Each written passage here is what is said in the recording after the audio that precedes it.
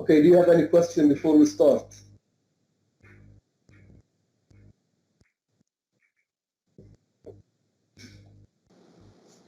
Good morning, Doctor.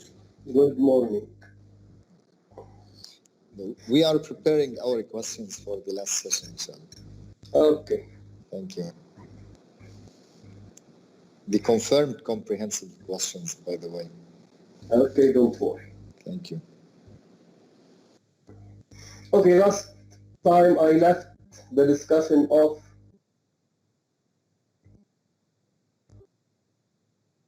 the significance of the napkin or the handkerchief. Okay, and I told you that Iago has told or has asked his wife to get him Desdemona's napkin. Okay, so I left the discussion off at Act 3, Scene 3.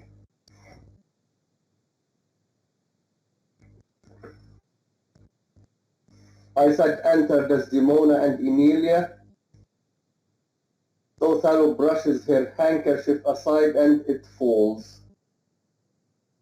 Desdemona exits with Othello. Can you find it?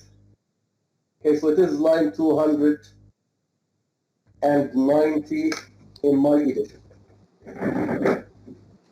Yes.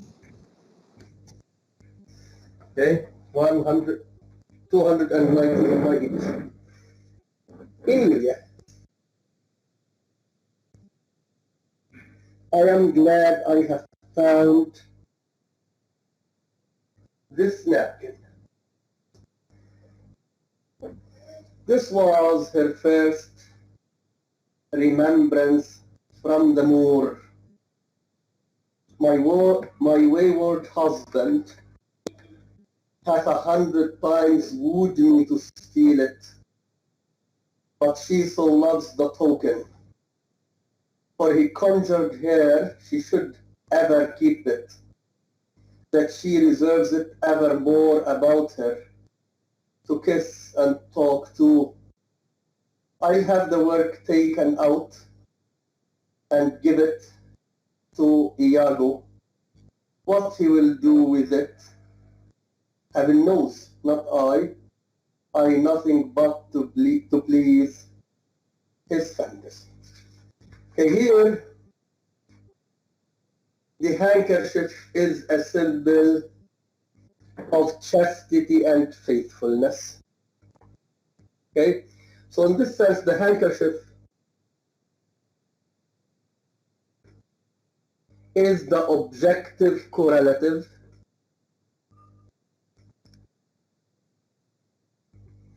of Desdemona's chastity as well as her faithfulness to her husband. Okay, so what does the objective correlative mean? Okay, in fact, the term objective correlative was coined by the American poet T.S. Eliot. T.S. Eliot, Eliot, E-L-I-O-T. According to T.S. Eliot, the objective correlative is a concrete object that stands for an emotion or an idea. The objective correlative is a concrete object that stands for an emotion or an idea, i.e. it is a concrete object that represents something abstract. Okay, so T.S. Eliot's definition of the objective correlative coincides with Ezra Pound's definition of an image. And I think I discussed Ezra Pound before. Ezra Pound, E-Z-R-A, this is his first name, Pound, P-O-U-N-D. Again, Ezra Pound is an American poet. And both of them are modern American poets, and both of them were friends. Okay, so you may study Eliot and Pound in modern poetry next year. Okay, so according to Isaac Pound, the image is also a concrete object that represents an idea or a feeling.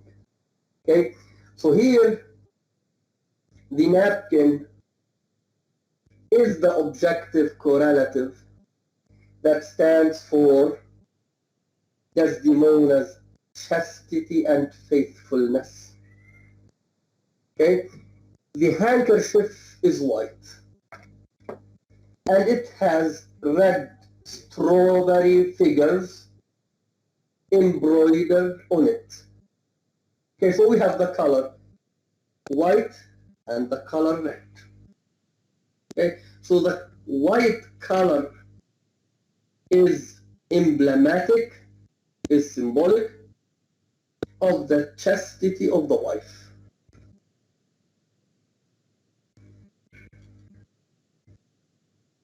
Okay, and the red color could be a symbol. Okay, I'm going to say it, I'm sorry to say it, is a symbol of her virginity. I'm not going to talk anymore about this. Virginity. Okay, so Othello appreciates the handkerchief. So for him, the handkerchief is a symbol of the chastity and the faithfulness of his wife. So as long as Desdemona has the handkerchief in her possession, this means that she is faithful to her husband. Okay, so it seems that Iago knows the significance of the handkerchief.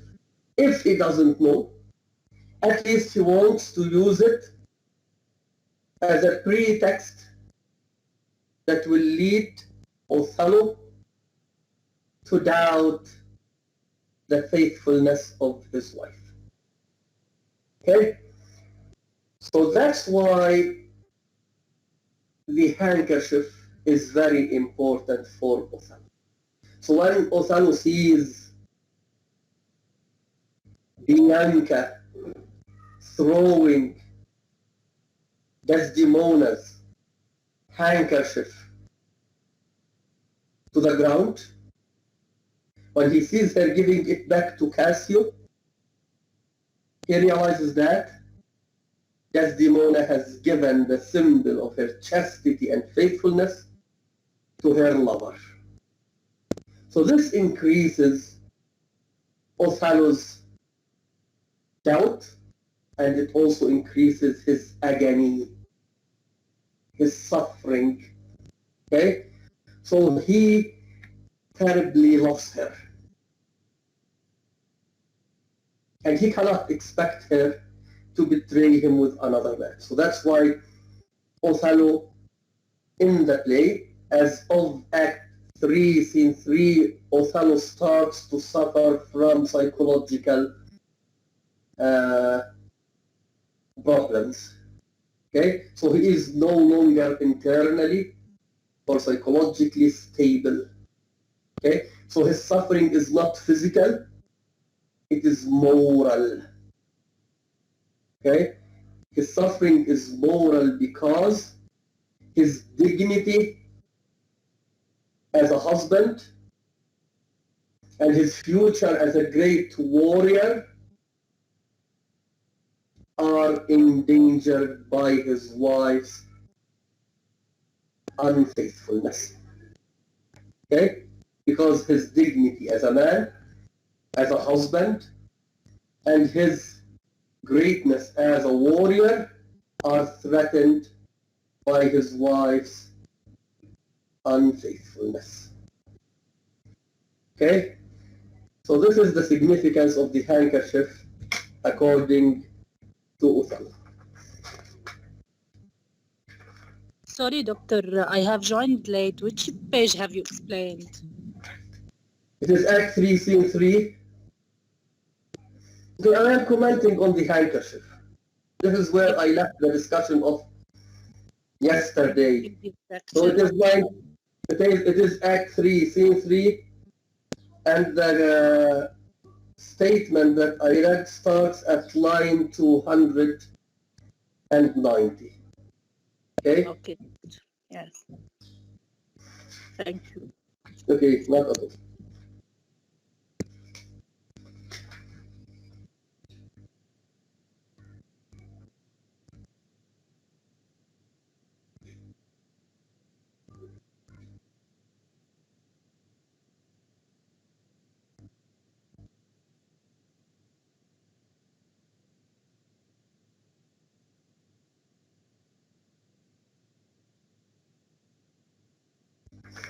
Okay, you may skip one page. Okay, I am still reading parts of Act 3, Scene 3.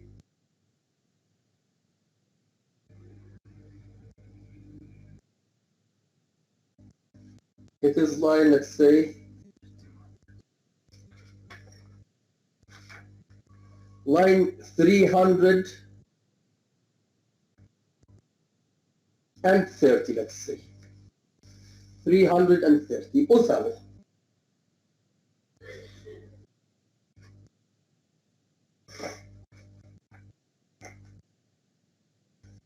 Okay, Othello, avaunt, be gone. Thou hast set me on the rack, and we know that the rack is an instrument of punishing people, right? So it is similar to the stocks in which Kant's legs are put in King Lear, right? So when Kant faces, what's his name? Goneril's, i.e. Oswald, Goneril's servant, he hits him, and as a punishment, his legs are put in the stocks. So the stocks and the rack are instruments of punishment. Okay, so Othello here is talking to Iago. Avaunt, be gone, thou hast set me on the rack. Yes, i.e. you have caused me a great deal of suffering, a great deal of punishment. And this is what I was talking about. Okay, so his punishment, his suffering is internal, it is moral, it is psychological. I swear it is better to be much abused than but to know it a little. Iago, how now, my lord? Othello, what sense had I of her stolen hours of lust? I saw it not, thought it not, it harmed me not. I slept the next night well, fed well, was free and merry.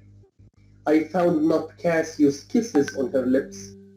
He that is robbed, not wanting what's stolen, let him not know it, and he's not robbed at all. So here he is referring to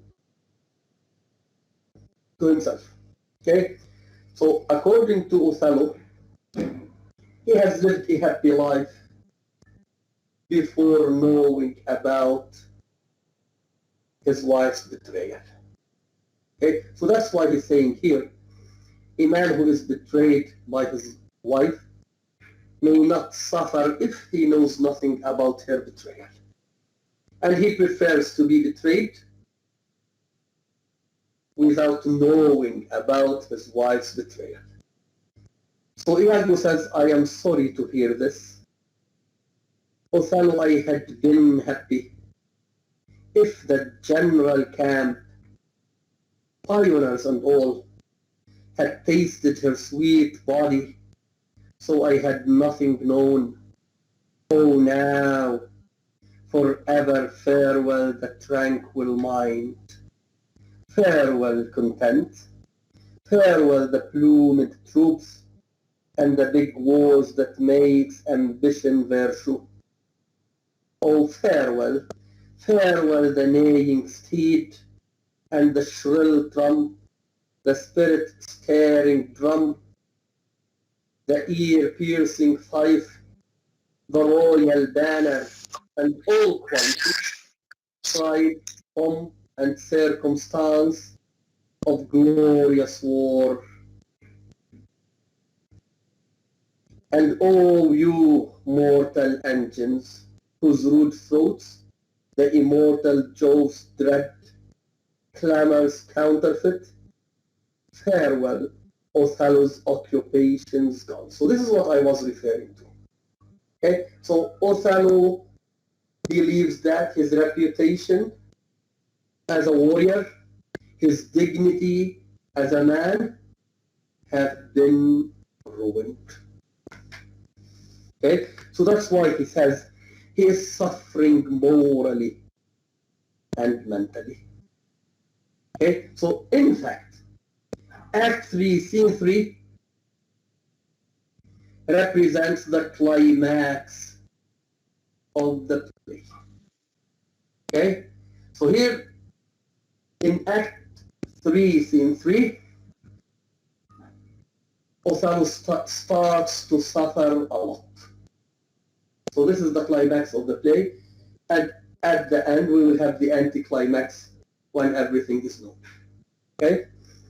So this is it. So this is the passage that I was referring to when I discussed the fact that Othello's dignity, his honor as a man, and his reputation as a warrior have been ruined by his wife's unfaithfulness to him. Okay? So that's why he says, "Oh, now forever, farewell the tranquil mind." Yes, he is suffering mentally. Farewell content. Okay? So i.e. he is no longer a happy man. Farewell the plumed troops. He is referring to the soldiers who wear helmets on their heads, and these helmets have plumes like Roman soldiers, if you have seen any picture of Roman soldiers. And here I pronounce the E because in my edition Shakespeare has accented the E, so it is plumed troops. Although in modern English we say plumed, we don't pronounce it. So farewell the plumed troops. And here Shakespeare accented the E to have an extra syllable, to have an extra sound. So he does this for the sake of rhythm or meter. Farewell the plumed troops and the big wars that makes ambition their shoe. Oh, farewell. Farewell the neighing steed, i.e. the horse, and the shrill trump, the spirit-stirring drum. Okay, these are the drums of war. The ear-piercing fife, the royal banner, and all quality, pride, pomp, and circumstance of glorious war. And oh, you mortal engines, whose rude throats the immortal Jove's dread clamors counterfeit. So these are the cries of war. Othello's occupations. So Othello has lost his reputation as a soldier.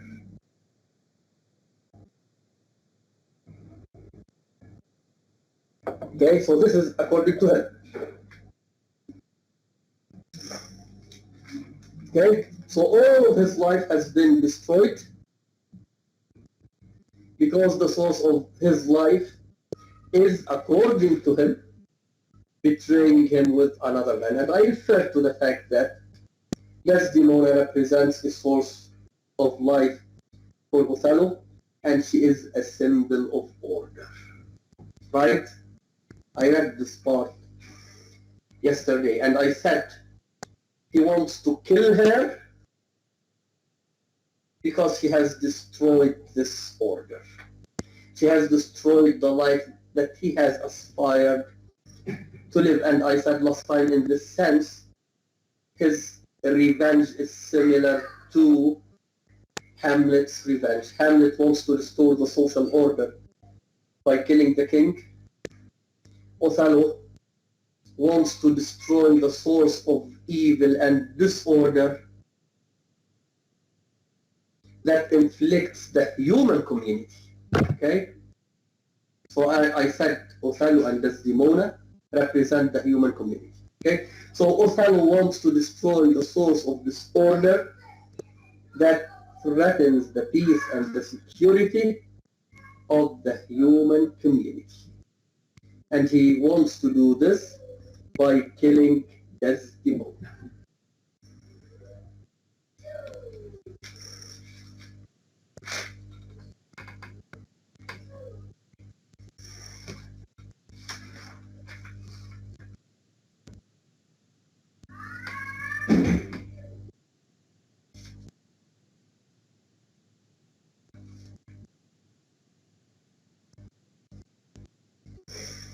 Okay, Act 3, Scene 3.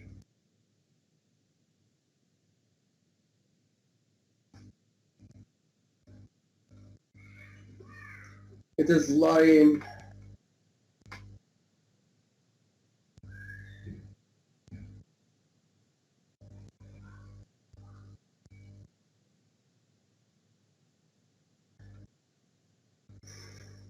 Okay, Iago tells Othello that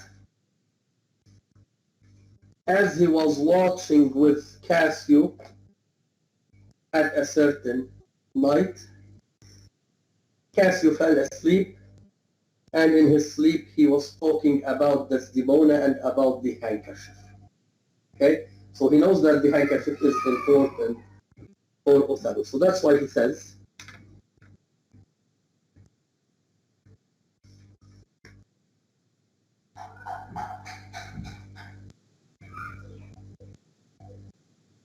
it is line, let's say, 425. If you can find it. Act 3, Scene 3, line 425. Othello. Oh, monstrous, monstrous. Okay? So here, Iago is telling Othello about Cassio's dream. We know that this is not true. Okay?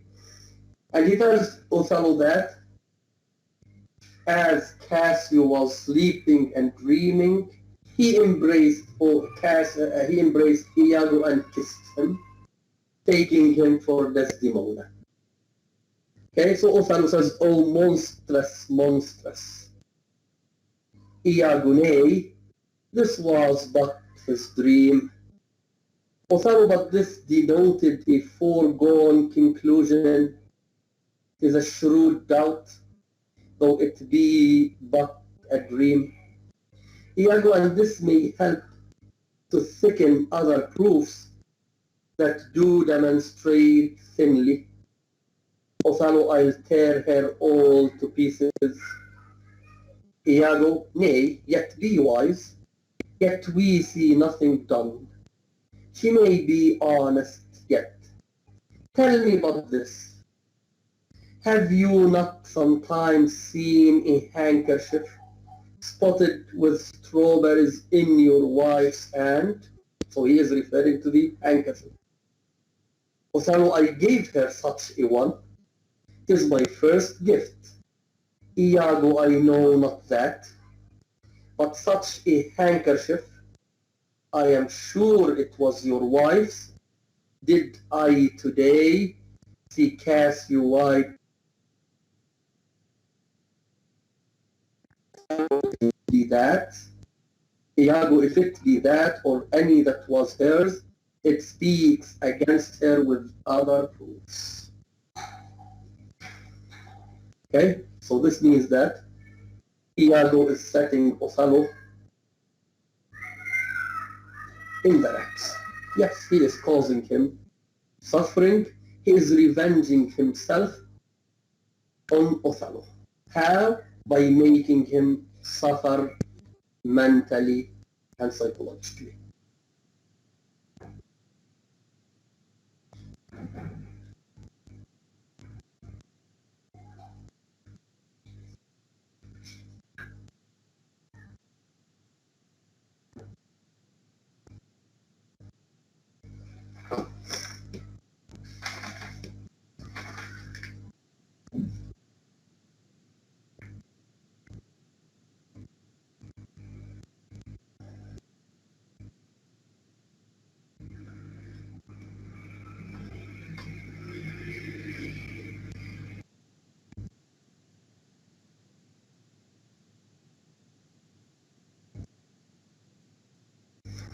Okay, Act 3, Scene 4.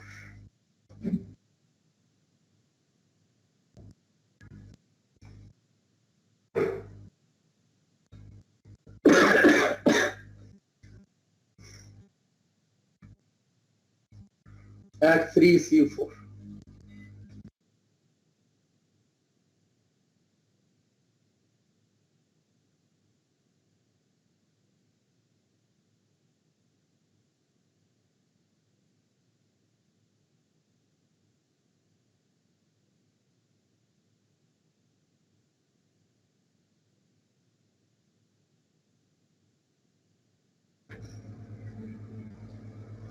Okay, this line, let's say 20.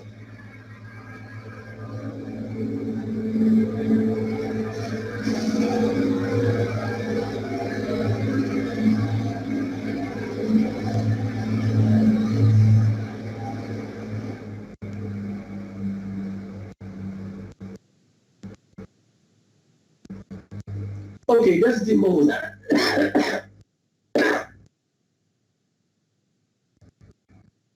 Where should I lose the handkerchief, Emilia?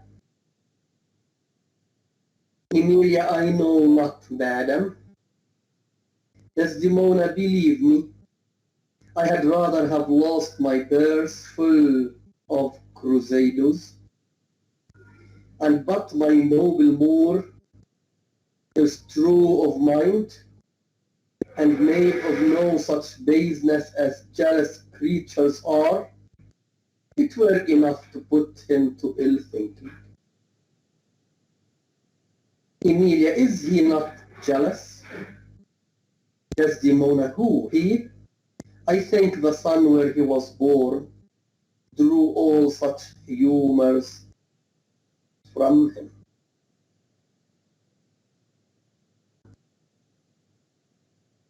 Okay? So here Desdemona shows the reader that she has a positive view of her husband. She says, and but my noble Moor is of true mind. So this means that her husband has a true mind, a clear mind.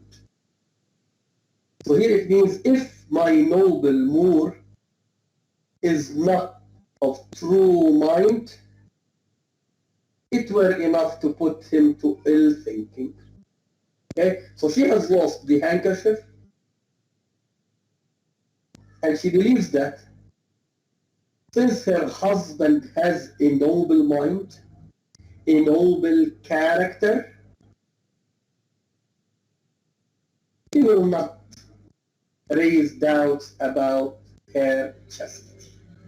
Okay? So she knows that her husband is a noble person. He highly appreciates her. So she is saying that he is not a jealous creature that will think badly about his wife. So Emilia says, is he not jealous? Desdemona says, I think the son where he was born drew all such humors from him. So she believes that he is not jealous. Okay?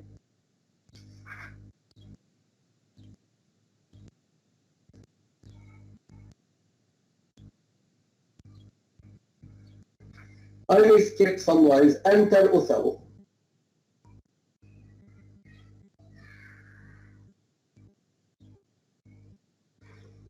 Okay? Enter Othello. Desdemona, I will not leave him now till Cassio be called to him. Okay? So here Desdemona wants her husband to meet Cassio and to reconcile himself with him. How is it with you, my lord? Othello, well, my good lady, aside, oh hardness to dissemble. Okay, so here he's saying that, oh hardness to dissemble, i.e., she pretends to be good. This is the meaning of hardness to dissemble. She tries to deceive him. This is the meaning of dissemble. How do you, Desdemona? Desdemona, well, my good lord, Othello, give me your hand. This hand is moist, my lady. Okay, so the hand that is moist is a symbol of liberalism according to him. And liberalism here means that his wife has a liberal heart. Okay, i.e. she has the freedom, or she has freedom with other men. This is it. So the moist hand is symbolic of the fact that his wife has a nature that leads her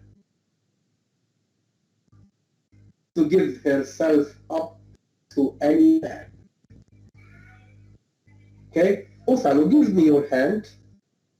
This hand is moist, my lady. Desdemona, it hath felt no age, nor known no sorrow. Okay, so here Desdemona doesn't understand what her husband is alluding to. So she takes the meaning of moist at the literal level. So she says that I am still young and I have never suffered any sorrow or sadness. So that's why my hand is moist. So the moist hand for her indicates youth, life, vitality. Okay? The moist hand for the husband represents unfaithfulness.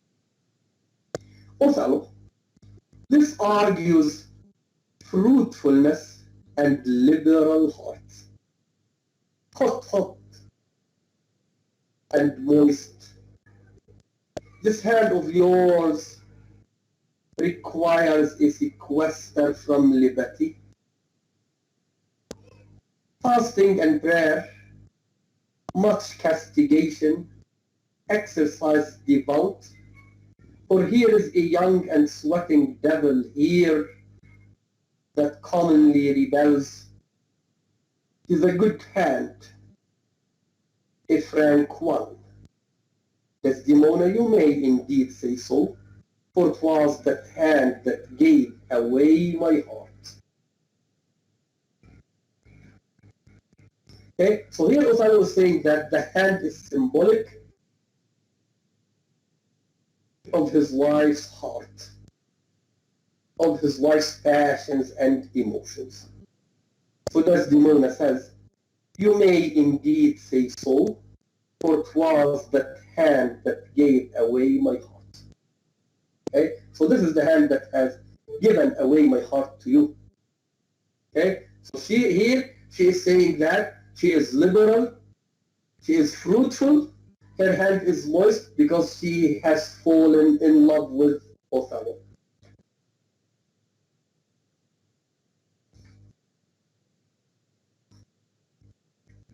Okay, Othello means the opposite.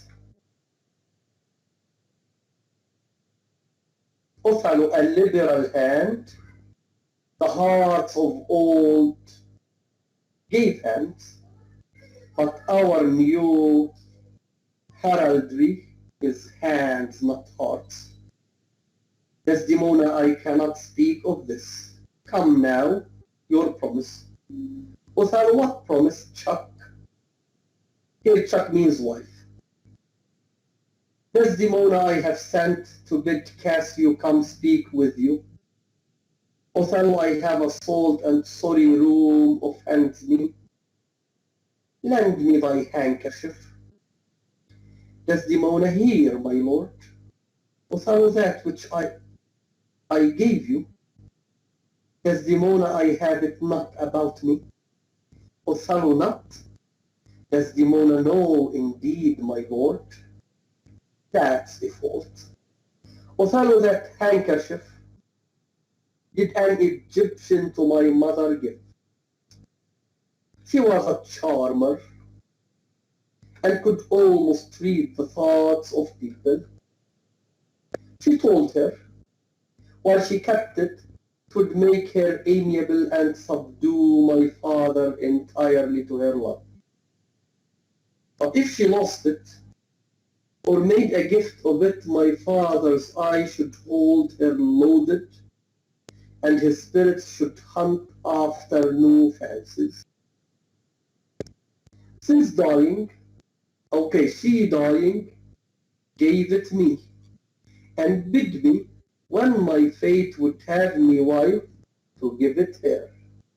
I did so, and take heed on it. Make it a darling like your precious eye, to lose it, or give it away where such perdition as nothing else could match. And I commented on the significance of the handkerchief. Okay? So here he is saying that the handkerchief was given to his mother by an Egyptian charmer. So here a charmer could be a fortune teller. Okay? And the charmer told his mother that as long as she kept the handkerchief, she will subdue her husband to her love. And if she lost it, her husband would look for another woman. So that's why I said the handkerchief is highly significant to Othello. Okay, so it is a symbol of the link or of the bond that links the wife to her husband. And at the philosophical level, it is the faithfulness of the wife to her husband. So that's why at the end he says to lose it or give it away where such perdition means loss, as nothing else could match. Okay, so it is a loss that has no equal. So it is a great loss for Othello. Desdemona, is it possible? Othello, it is true. There's magic in the web of it. A sibyl that had numbered in the world the sun to course 200 compasses, in her prophetic fury sued the work. The worms were hallowed that did breed the silk, and it was dyed in muddy with the skillful conserved of maidens' hearts. Okay, so this is the handkerchief or the napkin.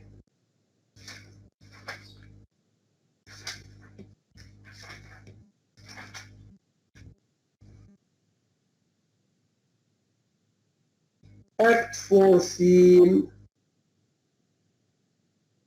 1.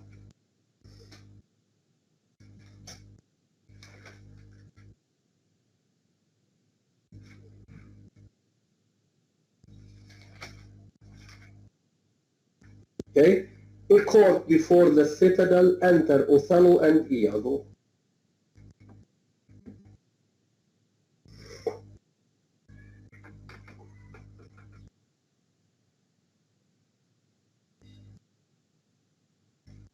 Okay, you may skip the first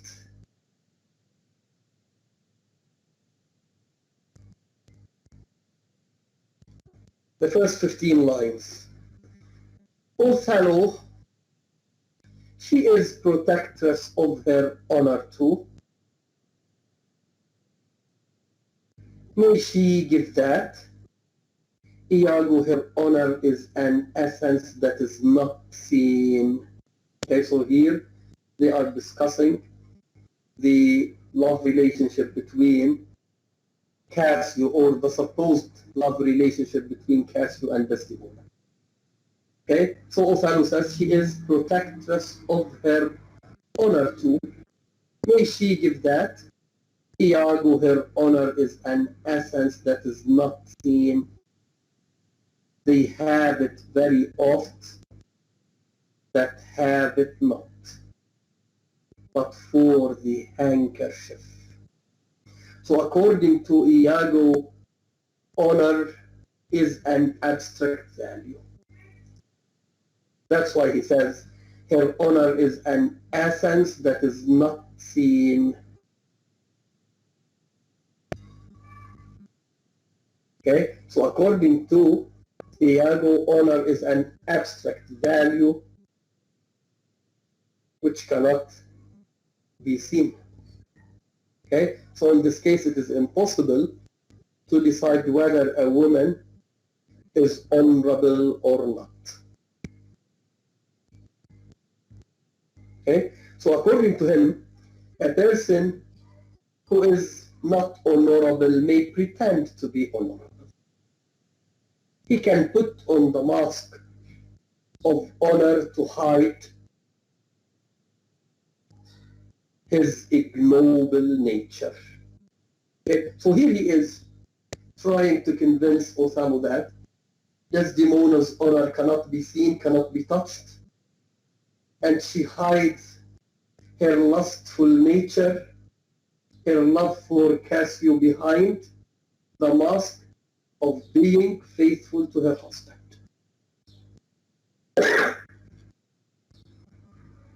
But for the handkerchief, Othello, by heaven, I would most gladly have forgotten. Thou said, oh, it comes over my memory, as doth the raven over the infected house, boding to all, he had my handkerchief. Okay? So according to Cassio, honor is something abstract.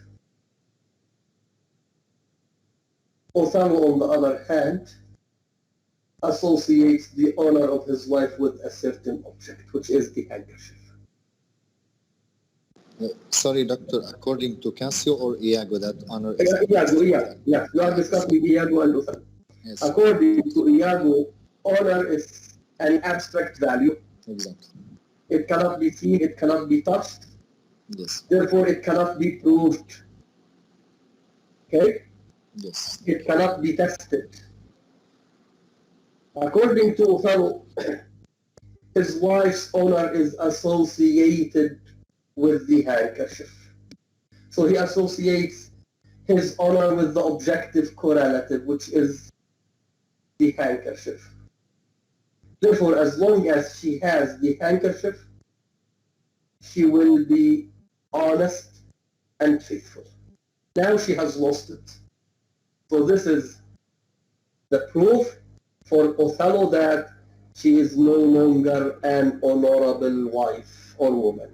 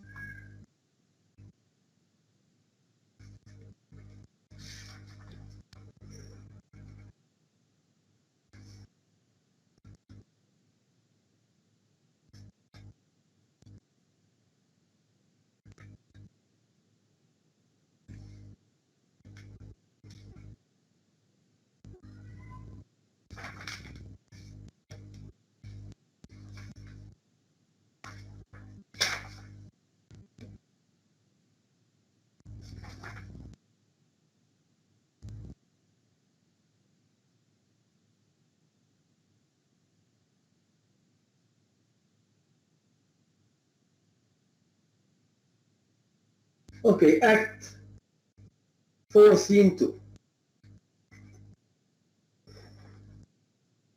You may skip the first page of Act 1 scene, of Act 4, Scene 2.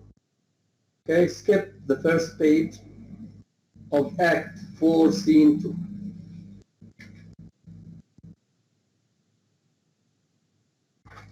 Enter Desdemona and Emilia. It is almost line 23. Desdemona, my lord, what's your will? Othello, pray you, Chuck, come hither. Desdemona, what's your pleasure? Othello, let me see your eyes. Look in my face. Desdemona, what horrible fancy is this? Othello to Emilia, some of your function, mistress. Leave procreants alone and shut the door. Cough or cry hem if anybody come. Your mystery, nay, dispatch. Exit Emilia. Okay? So now Othello is totally convinced that his wife is not faithful to him. So that's why he sees her as, yes, he sees her as a prostitute. This is the significance of the passage that I have just read. Okay? So in this statement, Othello compares his house to a brothel.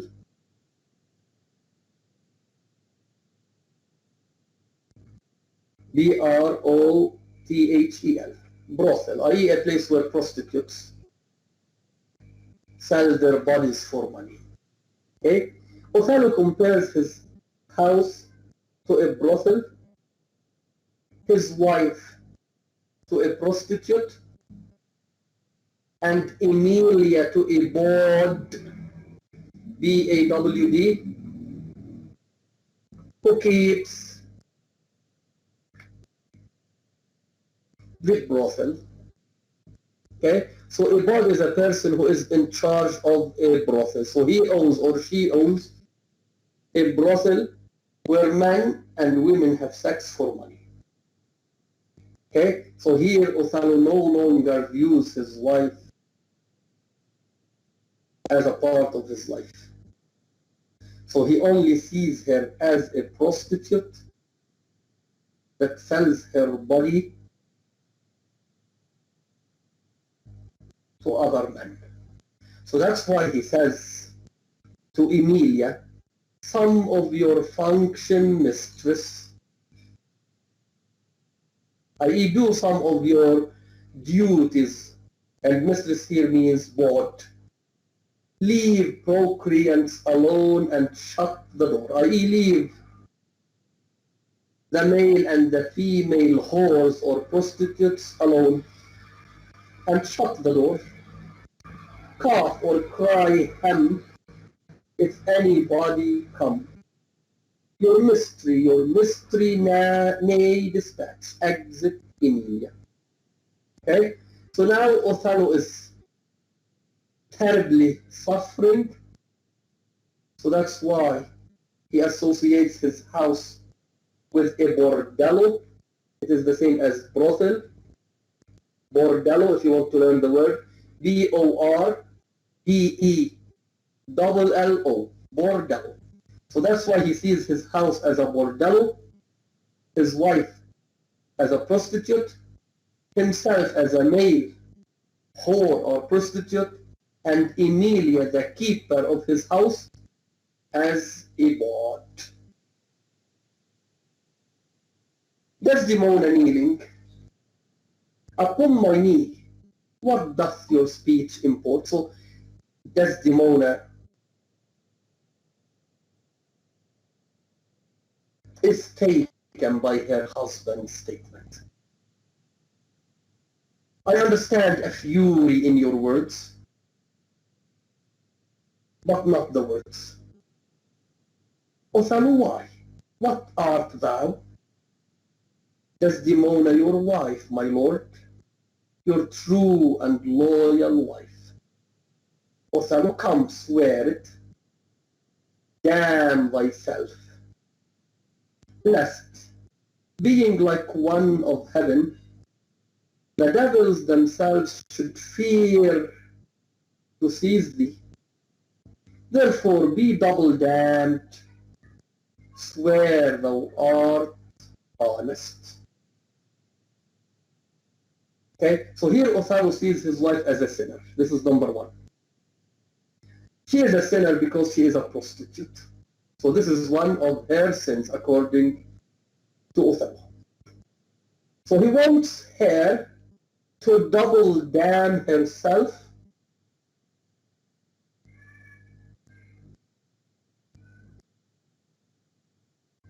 when he asks her to swear that she is faithful and loyal to him. Okay? So in other words, he wants her to commit the sin of perjury.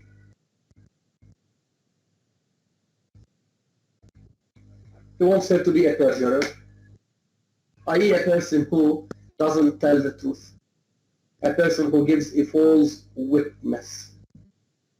Okay, so according to him, she is already a sinner because she is a prostitute, and he wants her to double damn herself by giving a false witness to her chastity. So in this case, she will be double damned. Okay, i.e. she will be accused of having committed two sins. So in this case, her punishment will be doubled. Desdemona, heaven doth truly know it. Othello, heaven truly knows that thou art false as hell. Desdemona, to whom, my lord? With whom? How am I false?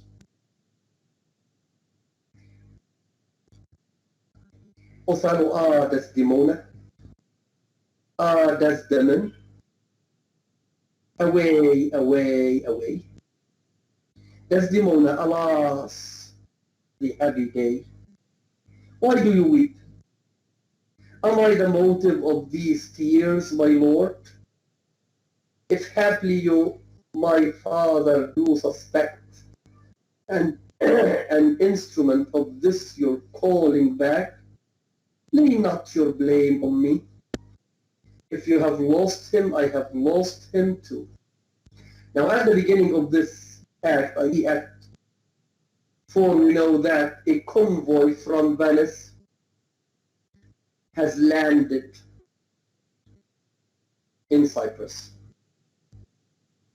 And the messengers tell Othello that he is summoned back to Venice, i.e. Othello should leave Cyprus, he should give up his duty as the governor of Cyprus and should go back to Venice. So now Desdemona thinks that Othello is mad at her because he has lost his position as a governor of Cyprus. She doesn't know that he is accusing her of unfaithfulness. So that's why she says, if haply my father, if haply you, my father, do suspect an instrument of this your calling back, lay not your blame on me. If you have lost him, I have lost him too. Othello, had it pleased heaven to try me with affliction, had they rained all kinds of sores and shames of my bare head, steeped me in poverty to the very lips, given to captivity me and my utmost hopes, I should have found in some place of my soul a drop of patience. But alas, to make me the fixed figure for the time of scorn, to point his slow unmoving finger at, yet could I bear that too well, very well. But there where I have garnered up my heart, where either I must live or bear no life, the fountain from the which my current runs or else dries up, to be discarded thence, or keep it as a cistern for foul thoughts, to knot and gender in, turn thy complexion there, patience, thou young and rose-lipped cherubim, I here look grim as well. Okay? Now here is saying that, this is the literal meaning, if heaven has afflicted him with all sorts of disaster, he will be patient to bear these disasters. But he cannot forbear the idea that his marriage is a source of shame. He cannot forbear the idea that his marriage is a source of shame. So that's why he says,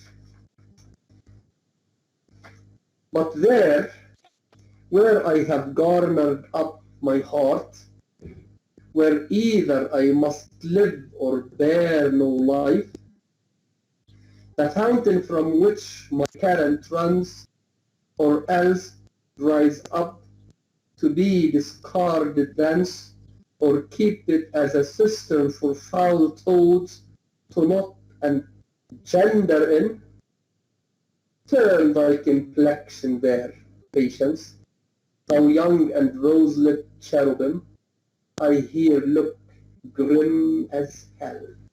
Now here Othello is referring to an old tradition that views marriage as a well, W-E-L-L, and we know that a well is a source of water. Okay, so marriage according to this tradition is like a well that leads to the birth of children. So here Othello views marriage as a source of life. But now he sees marriage not as a source of life, it is a source of fame, of shame. And shame for him is a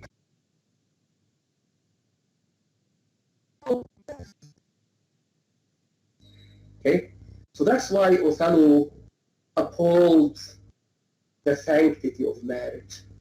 So for him, marriage is sacred because it leads to the propagation of life on earth. Okay? And the sanctity of his marriage, as I said before, means the sanctity of human relationships. Okay? So human beings should live in harmony with each other, regardless of their color or race or geographical place. Okay? So that's why Othello's or Shakespeare's main goal is to bridge the gap between the East and the West, between black and white people. So he wants to bring the two races, the two geographical places into a harmonious relationship.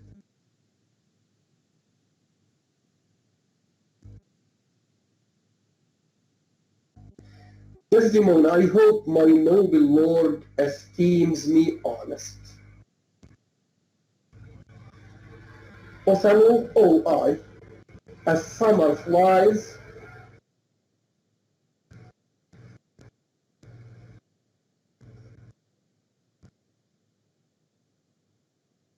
okay. Othello, oh I, as summer flies are in the shambles, that quicken even with blowing. Oh, thou weed, who art so lovely fair, and smellst so sweet, that the sense aches at thee, would thou hadst never been born. Again, here we have the plant imagery in Othello's statement. So he compares his wife to a weed. And we know that a weed is an unnecessary plant. So that's why we weed our gardens, our fields, i.e. we get rid of the unnecessary weeds. Okay? So a weed grows at the expense of the healthy plants. So here he compares her to a weed. He says, O thou weed, who art so lovely fair, and smellst so sweet, that the sense aches at thee, would thou hadst never been born. So she is like a weed that looks nice, fair, beautiful,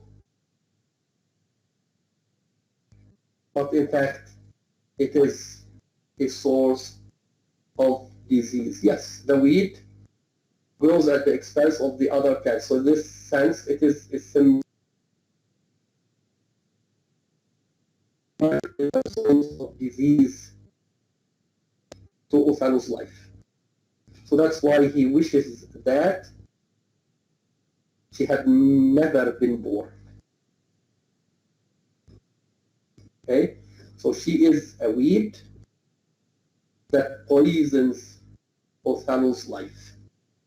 Again, here we go back to the imagery or to the natural imagery of fertility myth. Okay? So again, the play can be viewed from a mythological point of view. So in this play, both the mythological as well as the archetypal approach can be applied to the play. Okay? So here, Desdemona is a disease that destroys life on earth.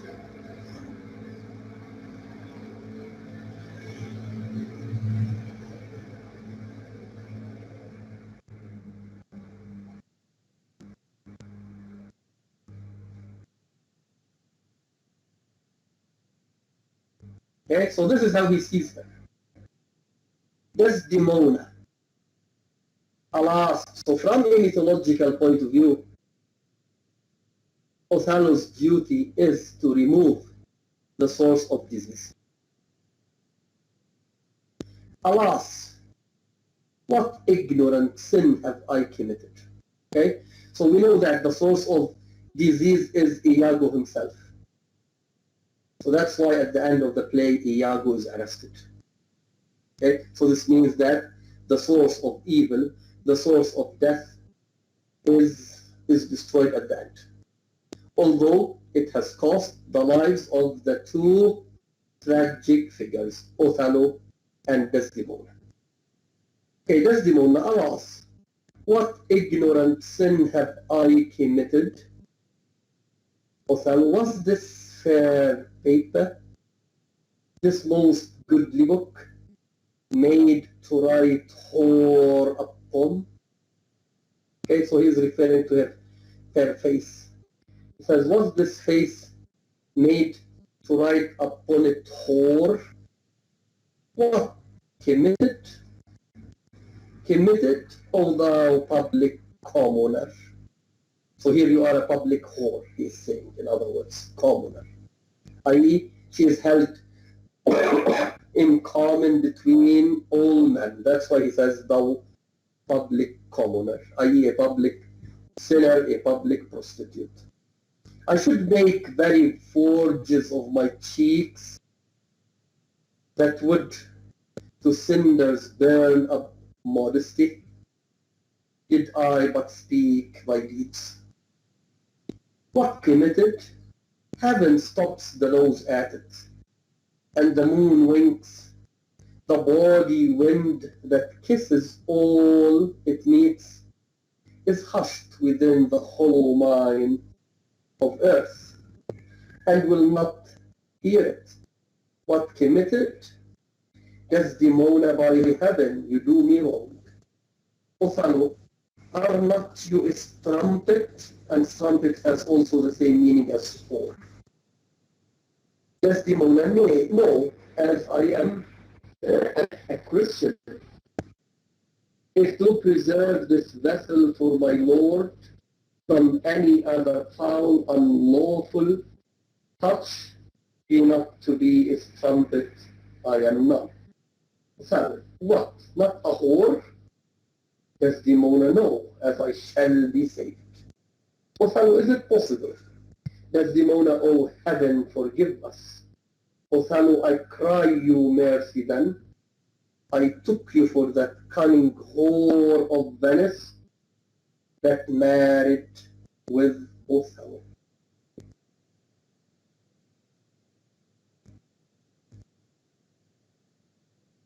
Okay, so all of this shows that Othello is totally convinced that his wife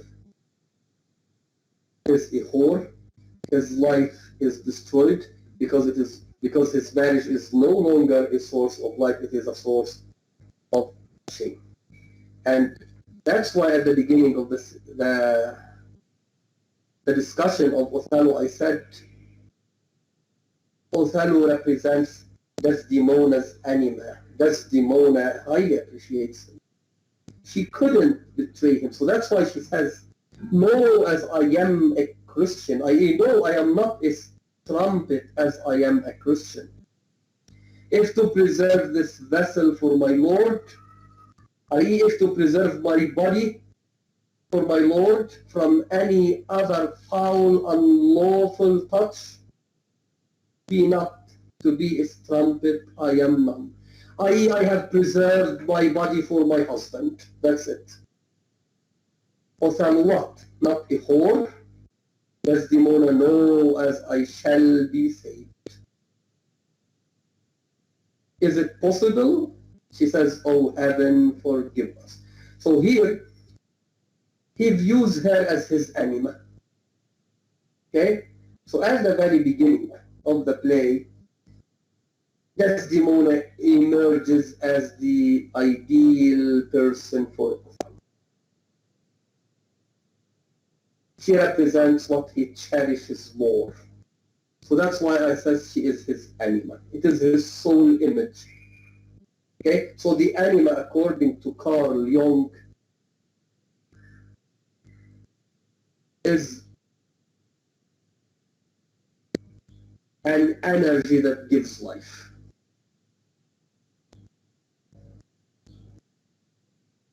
Okay? So according to Othello, Desdemona is that source of life for him. Okay, so that's why now he's suffering. He thinks that he has been mistaken. Now, Othello is Desdemona's animus. He is her soul image because he represents the light, K-N-I-G-H-T, that she aspires to fall in love with, that she aspires to marry.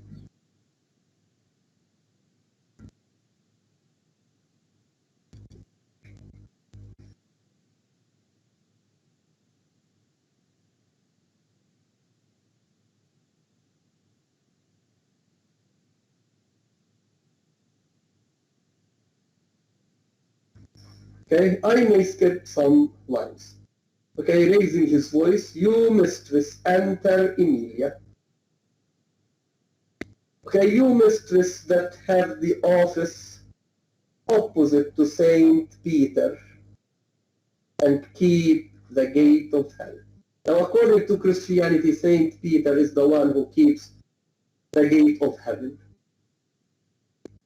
Okay, so Emilia is the opposite of Saint Peter. She keeps the gate of hell because she runs a brothel, according to Othello.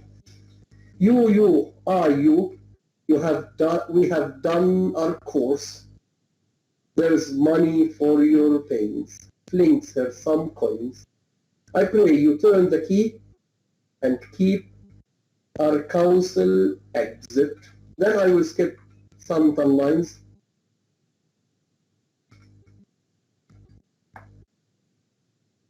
Desdemona, who is thy lord? Emilia, he that is yours, sweet lady. Desdemona, I have none. Do not talk to me, Emilia.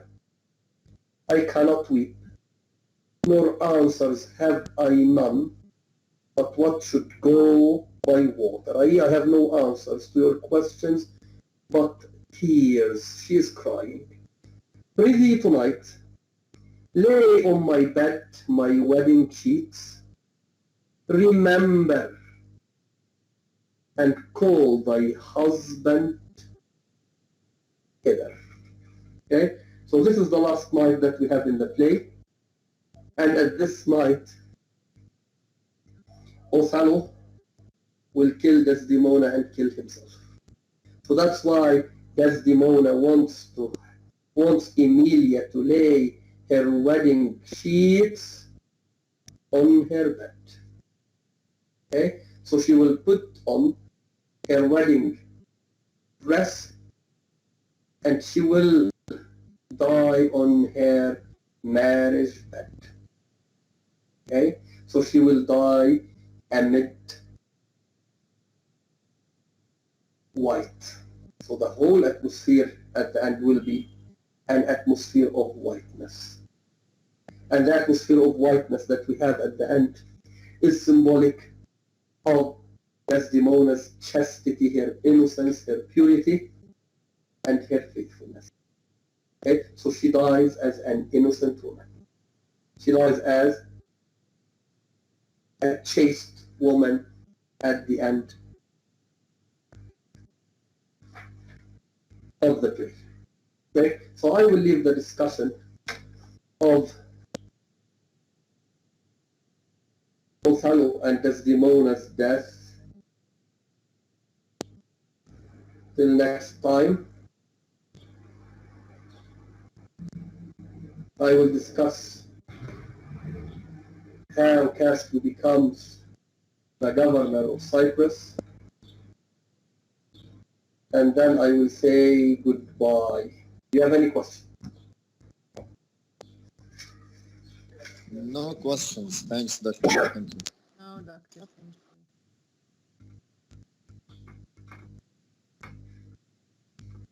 Okay, anyway, so I will leave the discussion off at this point. Okay, since we have no questions, I will dismiss the class. We will meet on Wednesday. If you have any questions related to the plays that we have discussed, write them down. We will share the questions with your friends, and we will discuss the final exam and how to answer the questions on the final exam. Okay, so we will meet on Tuesday. Okay, thank you, Doctor. Thanks. Okay, thank you for. Okay, doctor. Thank you, Okay, doctor. thank you.